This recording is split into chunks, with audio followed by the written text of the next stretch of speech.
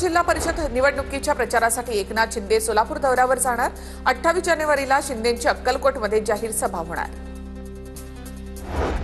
महाड राडा प्रकरणामध्ये जामीन मिळताच विकास गोगावले प्रचारामध्ये सक्रिय। एक केस झाली म्हणून मी शांत बसेल असं विरोधकांनी समजू नये, विकास गोगावले यांचा इशारा। विविध प्रलंबित मागण्यांसाठी आदिवासी बांधवांचा लॉंग मार्च मुंबईच्या दिशेने। पेठ, सुरगाणा, त्र्यंबकेश्वर, हर्सुलमधील आदिवासी बांधव मोर्चामध्ये सहभागी। नाशिकच्या दिंडोरीपासून लॉंग मार्चला सुरुवात। अकोला महापालिकेच्या महापौर आणि उपमहापौर पदासाठी महाविकास आघाडीकडून नामांकन अर्ज दाखल। सुरेखा काळेंचा महापौर पदासाठी तर आझाद खान यांचा उपमहापौर पदासाठी नामांकन अर्ज दाखल। संभाजी भिडेंवर गुन्हा दाखल करा, पवारांचे राष्ट्रवादीचे प्रवक्ते विकास पासलकर यांची मुख्यमंत्री देवेंद्र फडणवीसांकडे मागणी। शरद पवार यांच्यावरील वादग्रस्त वक्तव्यामुळे पासलकर आक्रमक।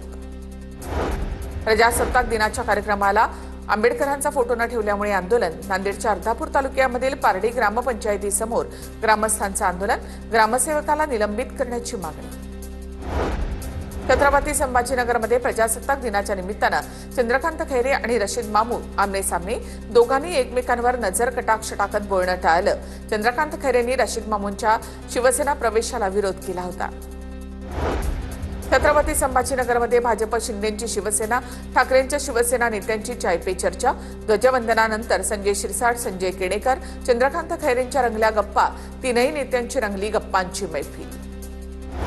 बुलढाणा जिल्ह्याचे पालकमंत्री मकरंद पाटलांची प्रजासत्ताक दिनाच्या कार्यक्रमाला अनुपस्थिती। प्रकृतीच्या कारणास्तव अनुपस्थित राहिल्यामुळे मकरंद पाटलांनी माफी मागितली।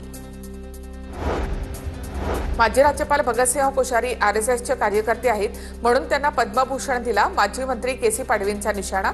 भाजपचा सरकार हे देशाला घातक, केसी पाडवी यांचा हल्लाबोल। राजकारणामध्ये वैयक्तिक टीका करायला नको, इंद्रनील नाईकांची प्रतिक्रिया। विजय शिवतारेंच्या शरद पवार, अजित पवारांवरच्या टीकेवरून नाईकांचा सल्ला। नागपुरातील भाजपच्या 102 नगरसेवकांची उद्या गटनोंदणी होणार। भाजप नगरसेवक उद्या विभागीय आयुक्तांकडे जाणार। भाजपचा गटनेता कोण होणार याकडे सर्वांचं लक्ष। पुणे महापालिकेमध्ये उद्या भाजपचा गटनेता निवडला जाणार। भाजपने उद्या बोलावली नगरसेवकांची बैठक। स्थायी समिती मिळवण्यासाठी जोरदार लॉबिंग सुरू असल्याची माहिती। पुण्याचा सर्वस्वी निर्णय हा देवेंद्र फडणवीस घेणार। काँग्रेसने 60 वर्ष शेतकऱ्यांवर अत्याचार केले। मुख्यमंत्री फडणवीस शेतकऱ्यांच्या पाठीशी। शेतकऱ्यांची कर्जमाफी फक्त भाजपच करू शकतं। भाजप नेत्या नवनीत राणांची काँग्रेसवर टीका।